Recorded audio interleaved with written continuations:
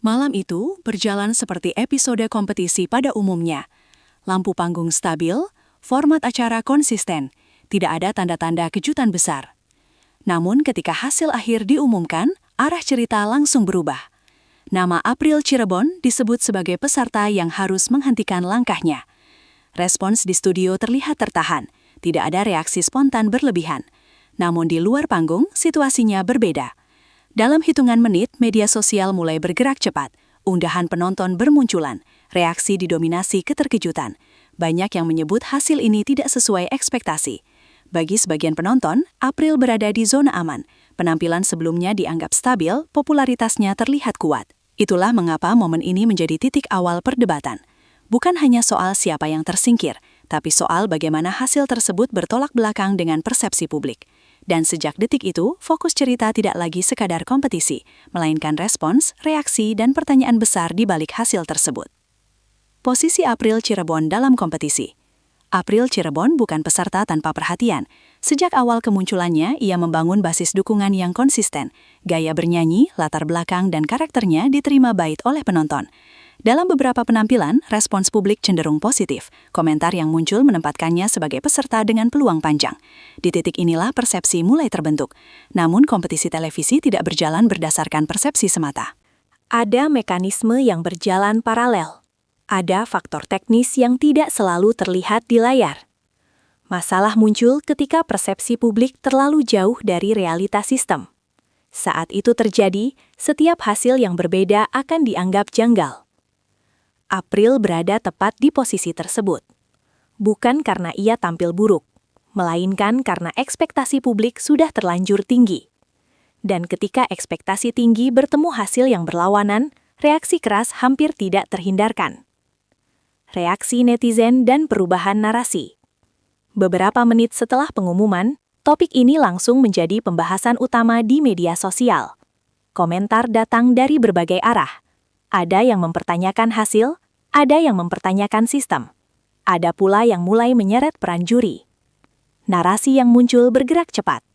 Dari sekadar kaget, berubah menjadi spekulasi. Namun sebagian besar reaksi bersifat emosional, bukan berbasis data. Di titik ini, satu hal menjadi jelas. Publik membutuhkan penjelasan.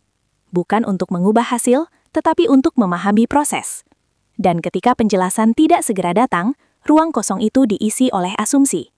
Semakin lama dibiarkan, narasi semakin liar. Inilah momen di mana satu pernyataan publik bisa mengubah arah diskusi secara signifikan.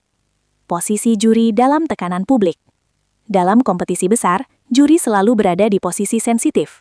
Mereka memberi penilaian, tetapi tidak memegang kendali penuh atas hasil akhir. Namun bagi publik, juri sering dianggap representasi keputusan. Ketika hasil mengecewakan, sorotan otomatis tertuju pada mereka. Tekanan datang dari dua arah, dari penonton yang kecewa dan dari tanggung jawab menjaga kredibilitas kompetisi. Dalam situasi seperti ini, setiap pernyataan juri akan dianalisis. Nada bicara, pilihan kata, bahkan jeda. Dan ketika Inul Daratista akhirnya menyampaikan pandangannya, banyak yang mengira itu akan menjadi klarifikasi yang menenangkan. Namun yang terjadi justru membuka dimensi lain dari cerita. Pernyataan yang mengubah arah diskusi. Pernyataan tersebut disampaikan tanpa emosi berlebihan. Nada tenang, kalimat lugas, tidak menyudutkan siapapun. Intinya sederhana, kompetisi berjalan berdasarkan aturan, dan hasil tidak selalu sejalan dengan keinginan publik. Tidak ada pembelaan personal, tidak ada janji perubahan, hanya penegasan tentang realitas sistem. Bagi sebagian penonton, ini terasa mengejutkan, karena yang diharapkan adalah empati, yang diterima justru kejujuran. Sejak saat itu, diskusi mulai bergeser. Dari mengapa April tersingkir, menjadi apakah kita memahami cara kerja kompetisi. Dan pergeseran inilah yang memecah opini publik. Cara kerja sistem yang sering disalahpahami. Salah satu sumber utama konflik adalah kurangnya pemahaman tentang sistem. Voting, penilaian teknis, dan waktu respons publik tidak selalu sinkron. Apa yang terlihat kuat di media sosial belum tentu tercermin di angka akhir. Selain itu, kompetisi berjalan dalam rentang waktu sempit. Perubahan dukungan bisa terjadi cepat. Dan hasil ditentukan pada satu titik tertentu. Ketika publik tidak memahami ini, Hasil apapun yang mengejutkan akan dianggap bermasalah, padahal sistem tidak bekerja berdasarkan emosi, ia bekerja berdasarkan angka. Dan disinilah jarak antara penonton dan mekanisme mulai terlihat. Dampak langsung bagi April. Di tengah semua perdebatan, satu pihak yang sering terlupakan adalah peserta itu sendiri. April harus menghadapi dua hal sekaligus, kekecewaan pribadi dan reaksi publik yang masif. Dukungan besar membawa ekspektasi besar, dan ketika hasil tidak sesuai, beban emosional ikut meningkat.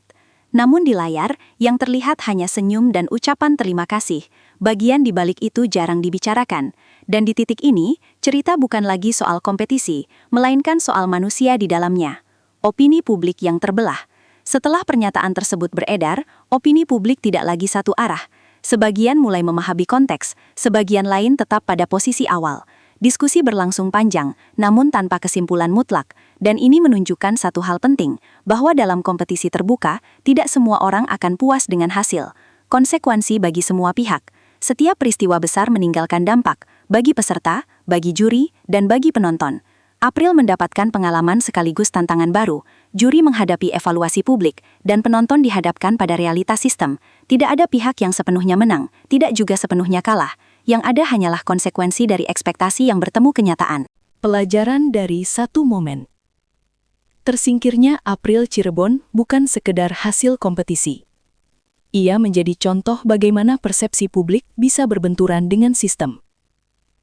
Pernyataan yang muncul tidak bertujuan menenangkan, melainkan menjelaskan. Dan terkadang, penjelasan tidak selalu menyenangkan. Namun tetap diperlukan. Karena di balik sorotan, kompetisi berjalan dengan aturan, bukan perasaan. Dan memahami itu adalah bagian dari kedewasaan sebagai penonton.